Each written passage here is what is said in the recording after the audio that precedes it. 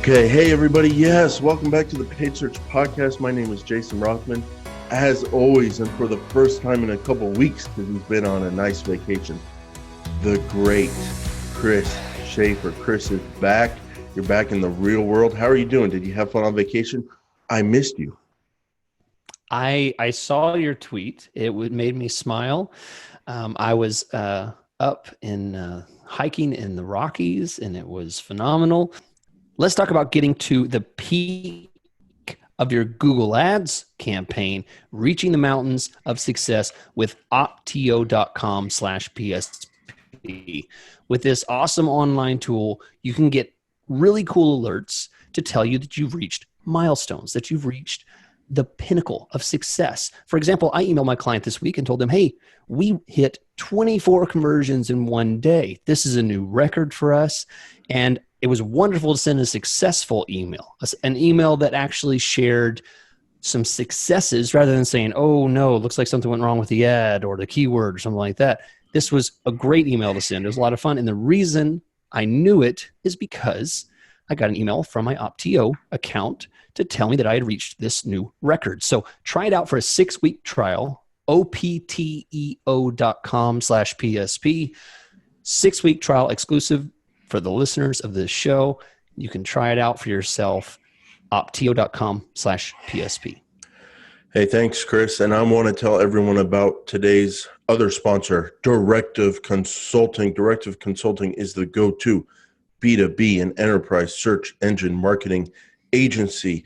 If you're looking for an agency that can help you get more leads at a scalable level and quality leads, and you're running a B2B campaign or an enterprise campaign, we recommend Directive Consulting. You can get a custom proposal at directiveconsulting.com. They do it all: PPC, SEO, conversion rate optimization, content marketing, social, paid social, and digital PR and analytics. They do it all. They tie it all in together, and they're able to get great results. They've got great case studies on their website. They offer the ROI you expect and a level of care you don't. They have dedicated teams to your account.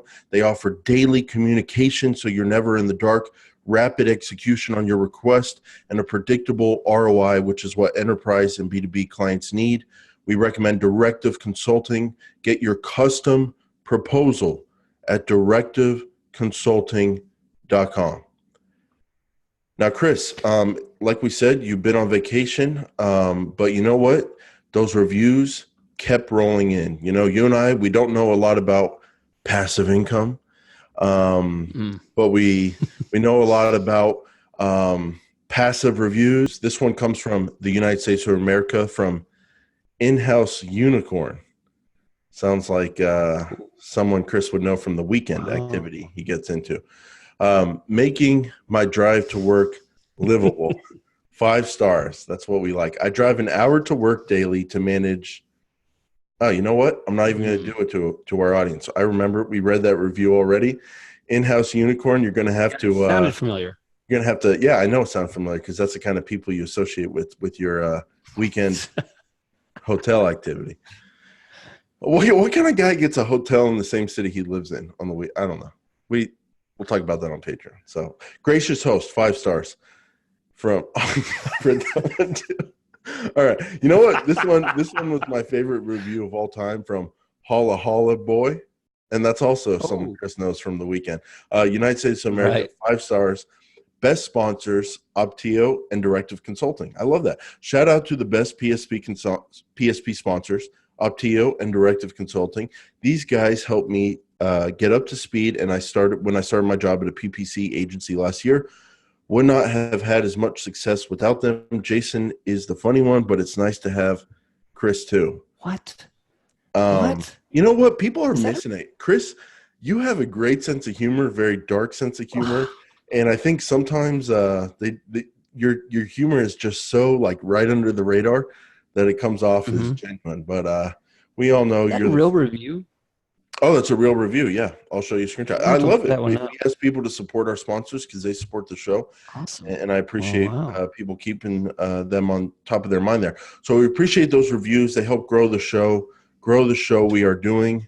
The number one comment we get on YouTube is, wow, your subscribers and your views don't relate or make sense to the quality you provide. So we're trying to grow, and our podcast audience is a lot bigger than YouTube. So Chris, we're going to get into the Trapdoor series, but first we have to update our audience because we put something on a nice silver platter. They got all excited. I got all excited. Yep. And then it turns out you can't do that. So why don't you tell us what's going on here with this custom intent audience building we talked about a few weeks ago? Right. So I very enthusiastically talked about the custom intent audience, how you can use custom intent search terms, and described in detail how to do it so that you could do it yourself. And then you probably quickly finished driving to work and jumped in and tried it for an account, only to find that you kept getting errors, even when you added 50 search terms. And the fact is, it's not working. It's being rolled into something else, whatever, sunsetted, I don't know, whatever kind of thing you want to use. Basically, we got in just as the caboose was passing by, and we're like, oh, look at that nice train. Oh, it's already gone. Yeah. So what we basically did is, Jason, why don't you describe, what do we recommend people doing instead of that? You got me super excited, and I was ready to go. I know. And I started doing it, and I found my 50 search terms. I was going to create a custom audience for display based on what people had actually typed in Google search terms. And you had to come up with 50 of them. So I came up with 50 of them. I put them in, and then I tried to save them. And it either said you can't save them, or it said you can't apply this to your audience in your display campaign.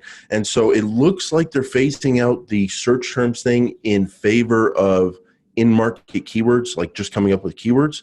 So we've gotten some feedback from people who had the same experience as I did, and they're like, how do you do this? It's not working for me. Well, it's not working for us either. We wanted to let you know that. And what we would recommend is creating your custom intent audiences actually within your display campaign where you set up everything else. So instead of going to tools and then audiences and then creating a custom audience on that page, it seems like the more updated stuff is actually inside of a campaign in the audiences area. Click plus audiences, and then they'll give you your custom options right inside the campaign. Those seem to be working fine. Right. Yeah. So hope that clears it up. So Jason, amazing series from what do we say? Producer, our producer, who is going to provide some direction for us with our Trapdoor series. We're going to continue this. We did episode 1. Now we're going to move into episode 2 and 3. We're going to talk about ways to fail in Google Ads, ways that you're walking along, working on something, you find an amazing tool, and suddenly the floor falls out from underneath you, not because it's correctly. And these are things that Jason and I have done plenty of times. We're going to share stories about how we failed because of this and ways that you can engage the safety latch so it doesn't happen to you. Jason, remind the audience why this caught our eye. What happened to this poor soul? Yeah, so our friend Alex wrote in, and Alex wrote in with a question, and it was basically he's running a campaign that averaged $50 a day, but then the client wanted to be number one, so they changed the bidding to I think max conversions or target CPA, and then the cost per click spiked, and then they got multiple clicks from a broad match modify keyword, and it was a bad experience. And Alex had questions about hey, how could things go so wrong so quickly? What should I do here? And so we're using this email we got as an inspiration for this whole series, because there were a number of issues to watch out for that this email kind of reminded us of. And so 2 episodes ago, before the interview with Fred, we talked about keyword mistakes in Google Ads. And today we're talking about bidding mistakes that we kind of were inspired by this email and that we've seen people run into. And now the biggest thing about this trapdoor series is that it's a trap door. So sometimes you walk into it and you get screwed and you have massive mistakes. Sometimes you walk into it and things work out really great. So everything we're going to talk about today in the bidding episode and everything we're going to talk about in this series in general that we're calling a mistake today, Chris and I do, and we do successfully in some campaigns. It's just sometimes if you don't protect yourself, if you don't monitor, things just can go really, really wrong. So sometimes this stuff works great for us. Sometimes we run it and it's awesome, but often we run these kind of things and we run into big problems. So we're not saying this stuff doesn't work. We're saying sometimes it doesn't work and sometimes it doesn't work really badly. And if you don't protect yourself, you can get in big trouble here. So Chris, bidding mistakes in Google Ads, our first trapdoor are granular. Well, but before we get into this, Chris, can you just please talk about the word geofence? Because I know that's about targeting and stuff, but we can talk about geo bids. Like I had a client or a prospect this week on the phone and he was like, so Jason, do you do any remarketing and do you do any geofencing? And I was like, I do remarketing. And then I was like, I don't know what the hell geofencing is. Like I've heard people throw the term around. Does that mean targeting a location? Like, no, geofence is not necessarily something you can do in. It's kind of available in Google Ads, but not in the way he means. Geofence is this kind of thing where 20 offices of a corporation and 1 mile around each of their office. Right. So if someone moves into an area, let's say you own a coffee shop and you want to advertise and send coupons to people that are within a ping and you can get Google Ads works. So no, geofencing is kind of completely different. Okay. I think he's just I would say probably confused. The reason I'm bringing it up is because there's so many controls in Google Ads. It's like you basically feel like you're in a Star Wars spaceship and you're running through the galaxy and you're saving the world. And it's like there's so many different buttons and knobs that you can pull. People go crazy with this stuff and they want a geofence. They want a demographic. They want an income target. And basically the first trapdoor are granular bid adjustments. So what we're talking about here are bid adjustments to whatever you're already bidding. So if you're bidding $5 cost per click, max bids on all your keywords, these are different adjustments that can affect your actual bid. So let's go through them here, Chris. Geo bid adjustments, targeting different cities or different zip codes, demographic bid adjustments based on age, gender, income, audience bid adjustments. Are they in the market for moving services and you're targeting moving keywords? Device bid adjustments, calls bid adjustments.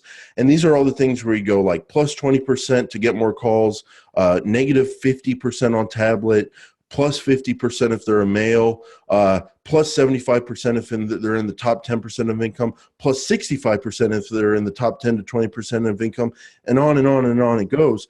Chris, all of these things sound good on paper. They all sound helpful, but where's the trapdoor here? What mistake can this lead to? I think for me, where I consider this to be a trapdoor is when you start making judgments without the data. That's where I usually make a mistake. Although I could absolutely see someone saying it's a trapdoor to have 50 different bid adjustments across demographics and audiences and ad schedule and devices and all that kind of stuff. But in reality, if you have the data to back up the fact that 10 a.m. to 2 p.m. is your best selling conversion time, and you have lots and lots of data to show that, you could have tons and tons of edits, including those, and it's not a trapdoor. The trapdoor is when you immediately start a campaign and say, I'm selling to males and that's who I want to show ads to. So I'm going to cut off any ads to unknown and to females, and males are going to buy these razors. That's who I'm selling, to. So the mistake, I think, is making these adjustments aggressively without the data to back it up.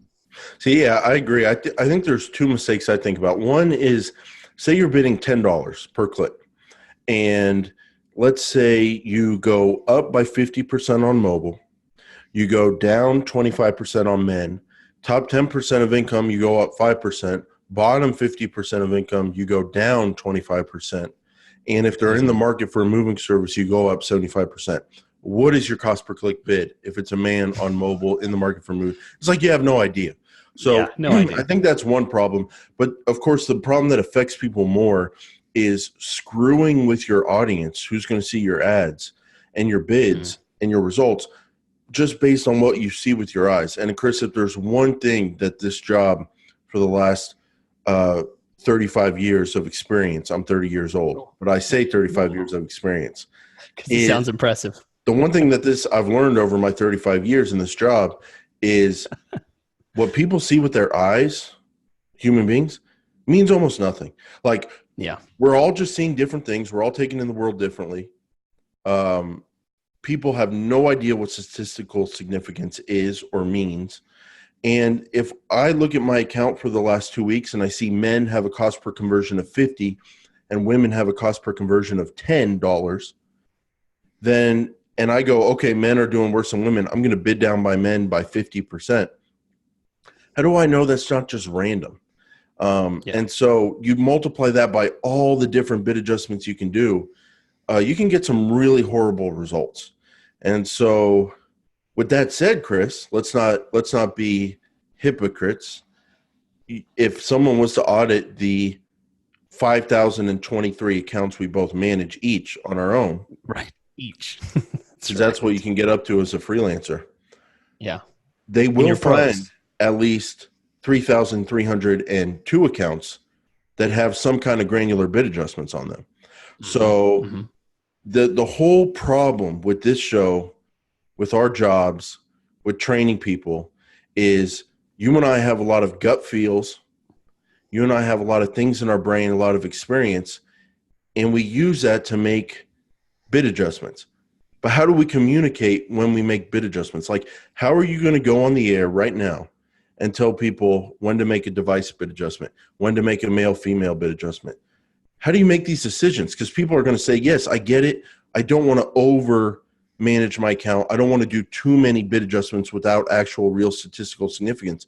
How do I make those decisions? You answer. I'll judge your answer for how stupid it looks on a public show, and then I'll adjust my answer after yours. Go ahead. Excellent strategy. Very Thank good. you. Okay, so here's my suggestion.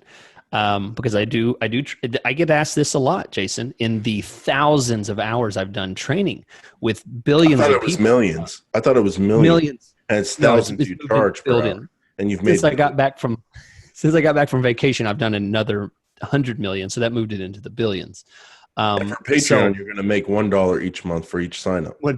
That's right. It's all about the total picture, Chris. You think Walmart won't sell a can of soda for $1 just because they're selling a cooler for $25? You know? You think we won't sell Patreon for $2 a month just because our consulting rate is $5,031 per minute? It's about the total package here, Chris. Right. I think there's 2 people following this joke, and there's about 10 billion people that are listening. So statistics are telling us that this joke isn't funny to the majority of people. So let's move on. Should I bid adjustment down on the dumb comments today? Yes. Or should I bid adjust up because people missed us for a week? I'm trying to gauge where my dumb comments should be. Well, let me explain. So Chris, I'm going to call in to chrisschaefer.com and hire you for $5,031 per second. Because it's a short call. And I'm going to ask you, where should I bid adjust my dumb comments today? Up or down? And by what percent? And I'm going to ask you why Google does not allow bid adjustments lower than negative 90%. If you can go 90, can't you go 91? Does someone have a number I can call and ask them about that? I wonder if our editor's going to just cut all of that. We'll just find out. We'll have to just listen in. She likes her job. We'll never cut this. It's probably true. Okay, so the answer from 5 minutes ago when we started was to the question. If you don't remember the question, how can you avoid from falling into the trapdoor? My suggestion is this: make smaller adjustments, but significant enough that you can at least track it, but adjustments on a smaller scale. So first, if it's one conversion on male and 0 on female, that's really not significant enough. You need at least a larger difference between the two. You need, I would say, at least a 30% or more type of cost per conversion difference. An idea for a software maker for Google Ads. Have all the different options for Google Ads on your website, your open source website, or you charge a prescription, and then let people type in the data and then tell us what's statistically significant. Be like, okay, 5,000 impressions, 431 clicks, half were to male, half were to female. Female had this cost per conversion, male had that. Am I at statistical significance, or should I? And even if you're lying about your software and it's not really giving statistical significance, people would still value at least seeing something. So little message out there to the software makers. Yeah, make that so we can have someone to blame to our clients whenever we make a mistake. That's an excellent idea. All right, so far in this answer, I've heard that one conversion versus 0 conversions is not statistically significant. No, there was more to that.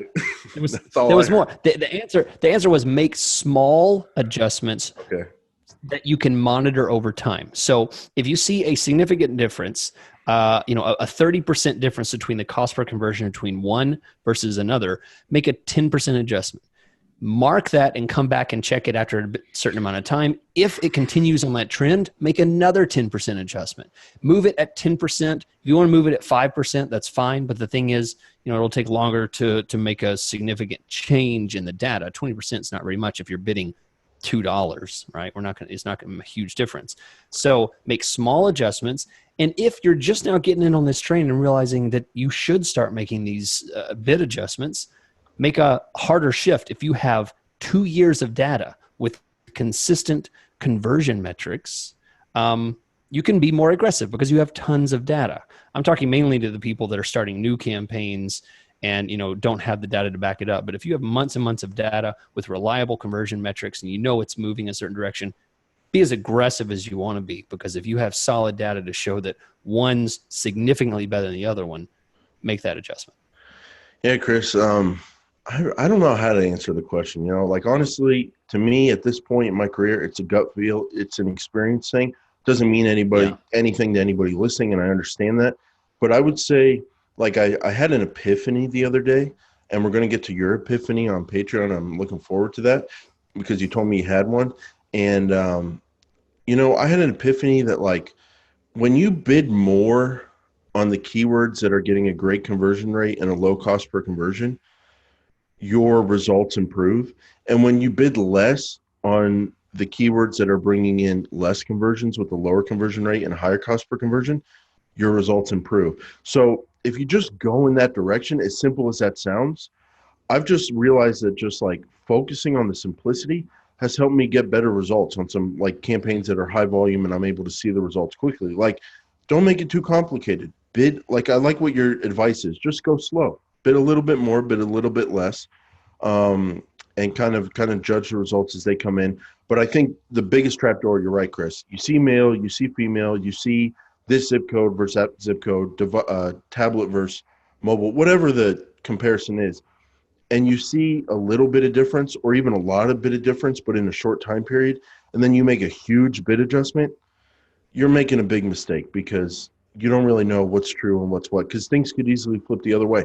But if you go down 10, 15%, and then in another week you're still seeing bad results on female and better results on male, then you go down another 30% or another 10%, and another 30 days you see continue to see worse results.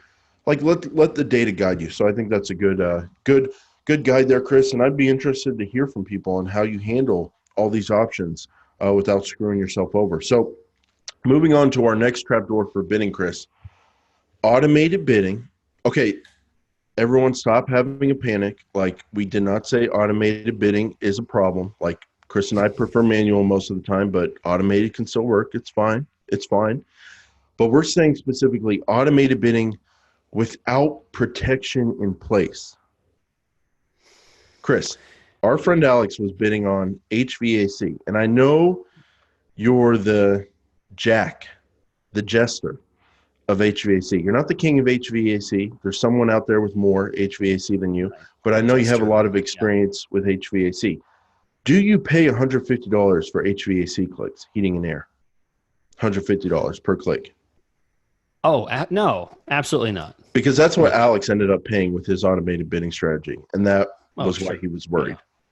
Yeah. Right. So Yeah, how I do mean, you do definitely. automated bidding without paying $150 for an HVAC click and giving yourself some protection? Right.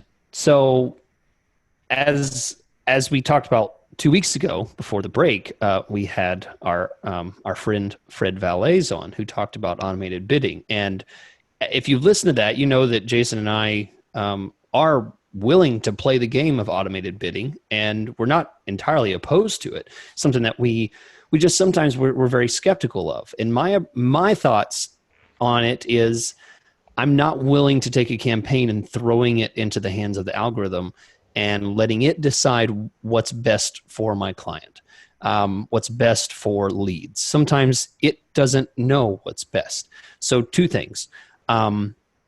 Number one, if you're starting it and you want to have some protection from getting screwed over whenever the campaign starts running, there are optional settings in a maximize conversions, in a Max cost clicks. per acquisition, right? Max clicks. There's always an empty line, which is terrifying that it's empty and it's not required, but you should fill that line in with something, at least worst case scenario, maxed cost per acquisition of $200. Like, don't let Google just go crazy and start getting you $400 max CPA, right? You need to put some type of limit on there. On max clicks, on max conversions, put a ceiling on that click so that you're not just throwing your money out there and saying, I'm willing to get clicks, whatever it takes, and then allowing the system to always put you in first place. Because Jason, I mean, I think as you mentioned last time, I mean, there's enough systems in place. If you were to say, I want my bidding strategy, I want you to get me first place with 100% search impression share, Yeah. without a bid limit, you could effectively, without actually ever typing it, allow Google to spend hundreds of dollars per click, and you never actually give it permission to do that, but you give it permission to achieve certain goals without a ceiling, without a cost per click. And you want to walk closer to the ledge even farther. Now that the daily budget is allowed to go over by something like 200% or something like that on any given day, and then they meter you back down over the course of the month, you can really get yourself in trouble. So automated bidding, it's fine. And one of the things in Fred's book about artificial intelligence was like artificial intelligence, machine learning, you still have to put inputs into the machine. You still have to train the machine. So when you tell the machine, hey, I want to maximize my clicks, that sounds great on paper. That's a good goal. Get the most clicks possible for the budget. But give the machine a little bit of guidance. So if you're in the HVAC space, and you can get a great click and it can turn into a new heating and air system and potentially $15,000 or more. It could be a mansion or a super big business property that needs new HVAC, and it can lead to tens of thousands of dollars in revenue. So these things are a little bit costly. You're not going to be paying $5-7 for HVAC. You're probably going to be paying what, Chris, like 15 to 30 on average, something like that. 15 to 25. I'm not going to quote anything because that's a crazy industry. Depends on where you are, but Okay, still, I got you. I mean, So if it was my client and I'm working with HVAC and I don't work with them that often, Chris, so I'm coming in a little cold and I want max clicks, this is a great strategy to try things out, see what the system's going to like put your bids at, because I don't know, like, should I bid $12? Should I bid 40? I'm coming into this a little cold because I don't work with a lot of them. So I turn on max clicks and I get the most clicks possible. But what I like to do, a little bit of protection, your maximum cost per click bid limit, optional. I'll put in $50, $55, just so nothing gets too crazy. And then maybe it's a hot market and maybe my average cost per click is $49. And they're telling me like, hey, it's a crazy hot industry. It's crazy competitive. if you want the most clicks for the budget, that's what we're telling you. Hey, at least I protected myself a little bit. And if $50 is too low for whatever reason, I can always go higher. But I give myself some protection. You can do the same thing with target CPA. You want the most conversions possible, but you don't want a cost per conversion of more than X. Well, that'll help keep your bidding down, even though you're doing automated.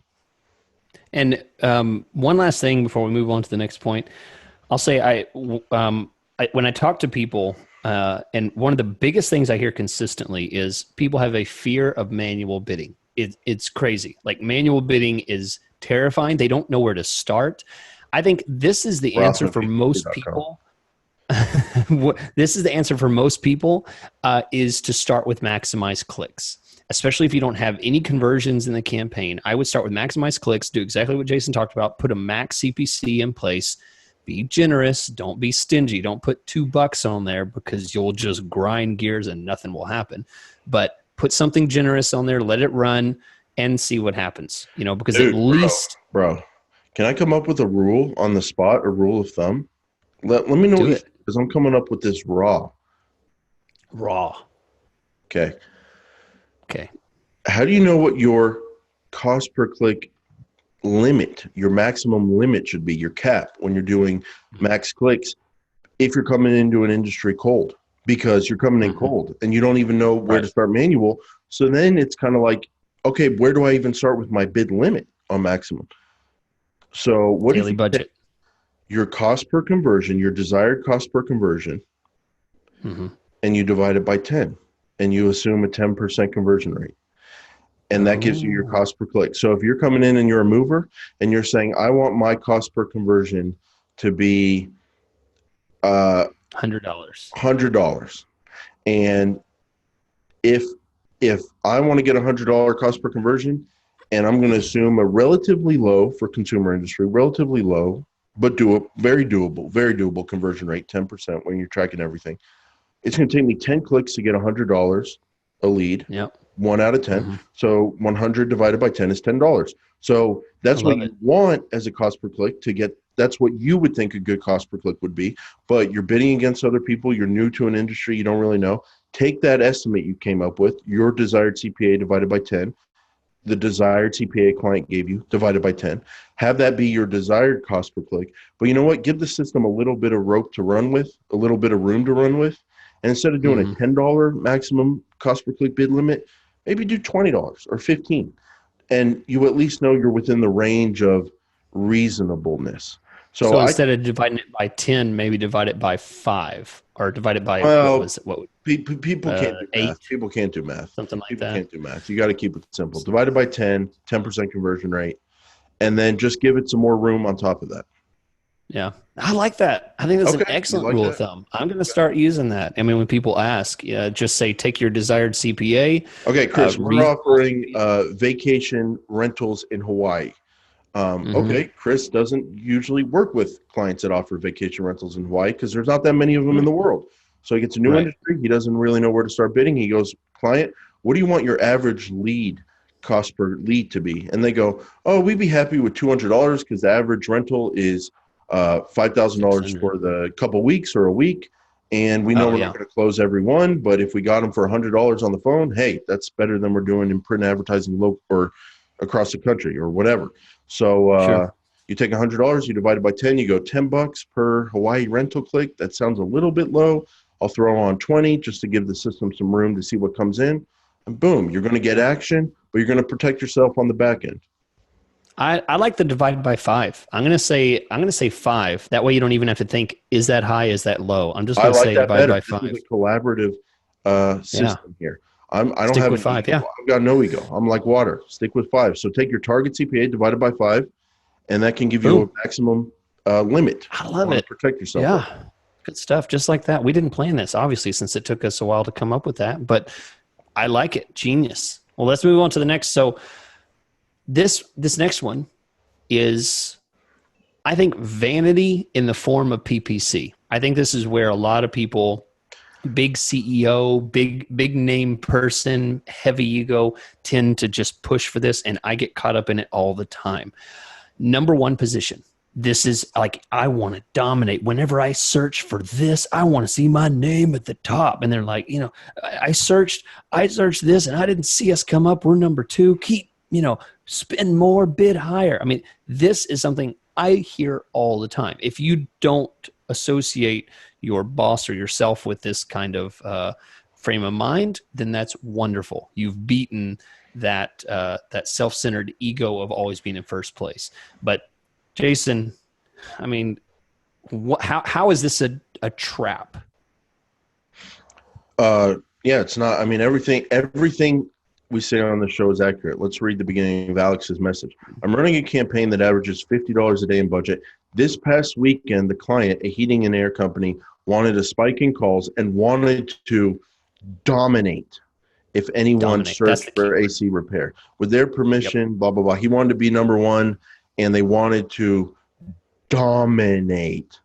So, Chris, like that, I mean, that's what it's about, man. This can get you in trouble. Yeah. So it's not like Chris and I went into pay-per-click management and came up with the theory that people were going to be pushing us to get number 1 position all the time, and then we're going to talk about that as a problem. No, this is something we encounter every freaking week. Hey, I Googled my keyword. I saw us in position 3. How are we possibly going to get clicks in position 3?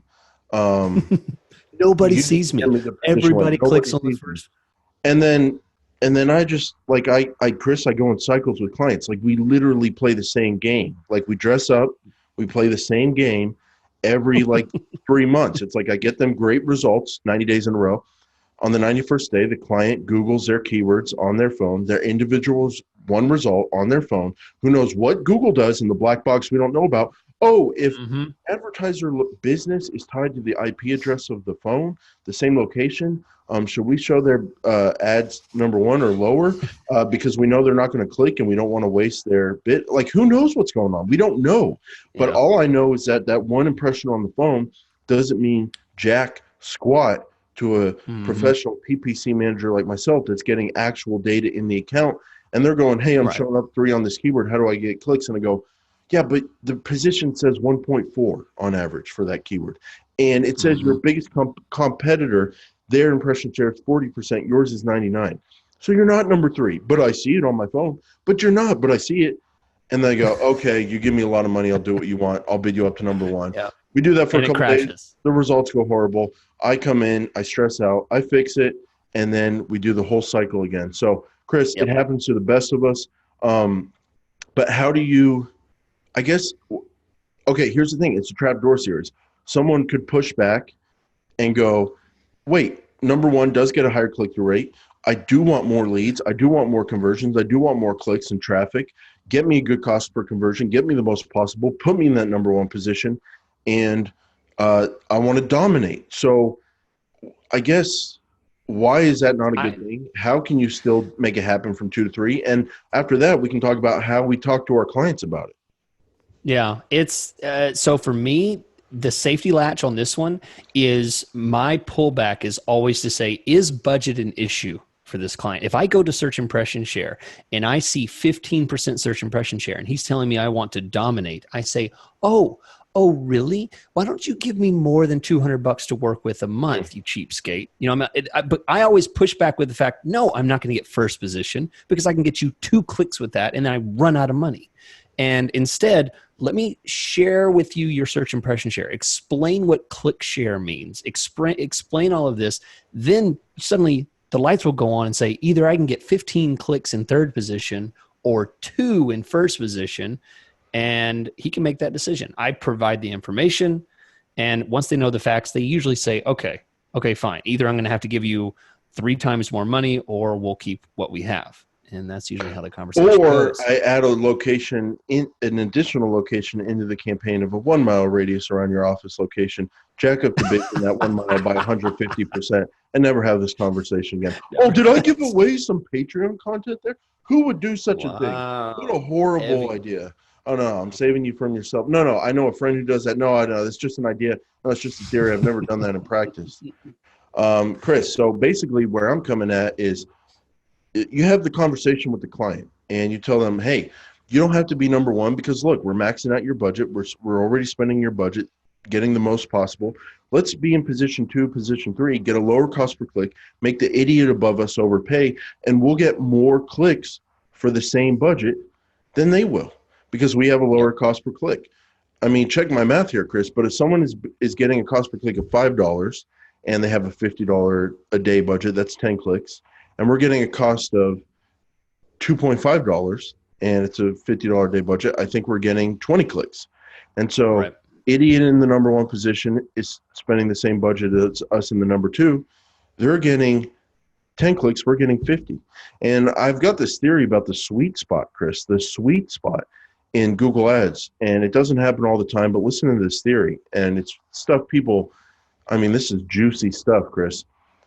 Say the number 1 position is bidding $100. Let's make it a real kind of campaign that Big Daddy likes. They're bidding $100. Say in position 2, you're bidding $99. And that means when they're in position 1, they're going to pay $99 and a penny, all things being equal, right? With quality score and ad rank. So they're bidding 100, we're bidding 99. If we have the same exact quality score, they're going to pay $99 and 1 penny. But what if the third position is bidding $49? Or say $50. What if the third position is bidding $50? Then us in position 2, because it's based on the person under you, say they have the same quality score as well, are we bidding $99, forcing position 1 to pay 99 and a penny, and then paying ourselves $50 and a penny because position 3 is bidding 50? Is that the sweet spot where you're screwing the guy in the top position and getting a super lower cost per click than you're actually bidding because the third position is bidding way lower? Is that an awesome strategy, Chris? I'm going to say yes if it's true. Yes, if it's true. I mean, now, most of the time, there's 3 movers, and they're all at the top. The top guy's bidding $12, or say 20. The second guy's bidding 19, and the third guy's bidding 18, and the differences aren't that big. But there will be a sweet spot in some scenarios where number 1 and 2 are bidding a ton. Number 3 is not bidding that much. And number 2 is forcing number 1 to pay a bunch and getting away with the super lower cost per click because number 3 doesn't force number 2 to pay that much. It's a sweet spot. Yep. RothmanPPC.com for that kind of thinking. All right, Chris. So the number 1 position, how I handle it is I have the conversation with the clients like, look, we can get more clicks overall for the budget, more leads overall for the budget, and get you a lower cost per conversion, more leads for the budget, more profits. And if you want to spend more, let's add budget. Or you can be number 1 and you're never going to get off of it. And basically what happens, Chris, some clients get it and they let you go for that most clicks conversions possible for the budget. Some clients will never get it and they always want to be number 1 and they will fire you and you will not be able to feed your kids. And in that case, Chris, if someone's that gung-ho about it, I just do it. Like, you want number 1, I'll give you my warning, but then I'll deliver it. But there's I'm going to send that email. I'm going to send that email. I'm going to explain exactly the facts, and I say, here's what's happening. Then I'll push it, and if I'm still around, 3 months, 2 months later, which I may not be because they're kind of a bossy client who probably won't like me no matter what I do. Then I'll explain why our conversion rate has changed, why our cost per conversion's gone up, why we get less total traffic per month. I mean, but you know what, Chris? If there's 3 advertisers, 1, 2, and 3, and they're all bidding $12, then you're going to be paying the same in the second position than you are in the first position. And so in that case, it might make sense to go to number 1. So that's why it's a trapdoor. Sometimes it does work. Sometimes you will get more at the same or at a good cost. But sometimes, like in the example from this email, you will totally blow up your cost per click and your cost way more than you ever expected. So being in position 1, there are some benefits. It does work sometimes, but it can go very wrong because your volume goes up a lot and your cost could possibly go up by a ton as well. It's a possible trapdoor. You have to protect yourself and not just do it blindly. So, Chris, those are our bidding mistakes, our bidding trapdoors in Google Ads, things we've run into ourselves. And I think we pretty much covered it. So we're going to talk about Optito and Directive and thank them for the episode. And then we are going to get in page search trivia and I'm very scared what Chris has come up with, because he messaged me before the show. He said, "Hey, is it your week or my week to do paid search trivia?" And just without even thinking of it, I just said your week, because I was working for clients making money. I'm like, I'm not going to sit there and make a trivia when Chris is going to do it. I'll just make him do it. And then I get on here, and it turns out it was my week. I was like, oh man, I got away with it. But I switched the names around, and Did you? You switched it? yeah, because he did say Jason here, and then after I told you it was your week, because I genuinely thought it was your week. You know, I didn't. Well, well, here's my question. The paid search trivia is right after we have to mention our favorite sponsors who have helped us both. Optio.com/PSP, a wonderful online tool for you to get the results you need without breaking the bank. This is a very affordable tool. You can try a 6-week trial. Opteo.com/PSP.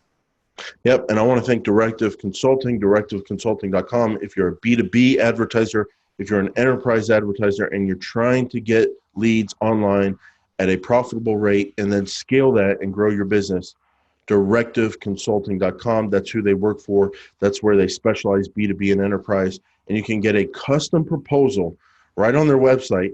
And even, Chris, you can call in. I know some AdWords managers who don't let people call in. I know some of them. And but at Directive, at Directive, you can call in. You got that enterprise, you got that B2B. You want to talk to Directive, see what they're all about. Look at their case studies on their website. Get a custom proposal. Call in, directiveconsulting.com. Chris, hit me with the fat one right now. Wow. And knock me out and try to stump me, because this tree is tall. I will not be stumped. Wow. Okay. Well, this one I don't think is that hard, Jason. It has to do with audiences. Okay. Personally, I think if you get this wrong, I might have to look for a new co-host, because this is a softball. I feel bad about. I own the show. I own 75% of the show. 75. You're just a cog in the wheel here. You replace. Okay. Well, let's see. Chris, you think I'm lying? Every single week, I get emails going, Jason, do you really own more of the show? I'll take 20% instead of 25%. Fire Chris, let me in there. I get that email every week, Chris. I just don't. Every day? Really? Every week, really? Yeah. Okay. I don't want to mess with Every you week. and show it to you. I imagine. That email. Yeah. Okay. I'm sure that's very true. Okay. So this is simple, 50-50, true or false.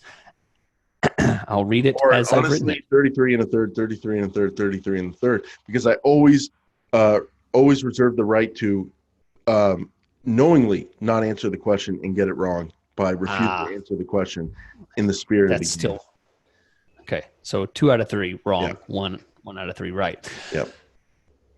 Adding 2 targeted audiences to a display campaign does not narrow the focus of the display ads. Adding 2 targeted audiences to a display campaign does not narrow the focus of the display ads. So you add 2 audiences and to the same ad group. Same ad group, and they both say targeted instead of observation. Mm-hmm. Adding both of them as targeted does not narrow that ad group's overall focus. Obviously, that is true. It does not narrow the overall focus, because you're just targeting both of them. And if someone's in the market for moving, they're targeted. And if they're in the market for SEO and SEM services, if that's the second one, you're targeting them, and you'll get both people, both kinds of people. Yes, he got it right. Obviously, that was an easy one. Yeah. Okay, well, good. I was worried. Dude, come on. I don't know. I was worried. No, honestly, I don't know that. I don't mess around with nonsense like that. I focus on search terms and manual bids, and I get great results. So it's something I've wondered myself, Chris. I'll be honest here. What is going on with that? You add 2 audiences, you target them both. What if I add in the market for moving services and in the market for SEO and SEM? Those ads will show to people either in the market for SEO and SEM or in the, they just have to also. So if I do those 2 things targeted, my ads will show to people in the market for SEO, SEM, and totally unrelated, my ads will show to people in the market for moving services. What's so confusing, what confuses so many people is that narrowing the targets happens with different targeting methods. So if you were to add keywords or you were to add topics in addition to an audience, that narrows it. But if you were to add multiple audiences without adding a topic, that narrows So if it. I was to add a topic, say there's a topic in there, something called like search engine marketing, and I was to add an audience targeting of in the market for SEO, SEM, then my ads would show to people who are looking at pages or websites about the topic of search engine marketing, who are also the people themselves in the audience in the market for SEO, SEM. So let me ask you a question. So does that mean you cannot do, I want to target people in the market for SEO, SEM, and in the market for business services or something like that? Or something as far as I know, like in the market for real estate or something. As far as I know, you would have to build a custom audience for something like that. You cannot use use the pre-built. So if I wanted you can't combine them. If I wanted to provide AdWords management services, Google Ads management services for realtors, and I wanted to find that audience and go huge with it, I could not just do two audiences targeted because it wouldn't combine them, but I could do a custom audience of in the market for SEO, SEM, and maybe in the market for home sales, because if a realtor's online looking at a bunch of like Zillow kind of websites and stuff like that, Google might throw them into in market for home sales or something like that for selling your home. So I could combine them if I did custom. Yeah, there's a lot of ways we'd have to do a whole talk about the ways to do that. But yeah, you could customize your own audience that way. So yeah, a lot of ways to do it. But the main thing was having multiple audiences will not necessarily refine your targeting. It only adds more people to target. So it actually widens your target if you think about it. So if you were to add SEO, SEM, and then you add insurance, you would get a huge bump in the number of people that you'd get clicks per day on. So it's a big difference. All right. Well, we're going to move into the Patreon show. I appreciate you guys listening. We're on Twitter, Paid Search Pod. We have a website, paidsearchpodcast.com. Jason is around and doing things. You can find him wherever that is. And I do training. At a wonderful rate, chrisschaefer.com. So check that out. Check Jason out if you don't like me. And I'm broke. I owe $20,000 to Chris, and we've agreed I'll pay it off on my plugs for the next 48 months. So if you want to check out Jason, go to chrisschaefer.com and get some training from Chris. If you can't afford me, you can go to Jason. All right. And also, Chris, the question we're getting is, hey, I only see the last 30 episodes on the podcast players. I want to listen to the first episode. I want to listen to the first 100 and all that. We have archived episodes available for a whopping price of, I think it's either $1.99 or 99 cents. I think it's 99 cents on our website on the archive, and you can get it on our website. And Gumroad is how we sell it, and they have an app so you can listen on the go just like a podcast. And Patreon, sign up at patreon.com/paidsearchpodcast. We do a after show every single week for $2 a month. So every single week except for when Chris is on vacation in the Rocky Mountains. So we'll see you guys on Patreon. And if not, we'll see you next week on the Paid Search Podcast.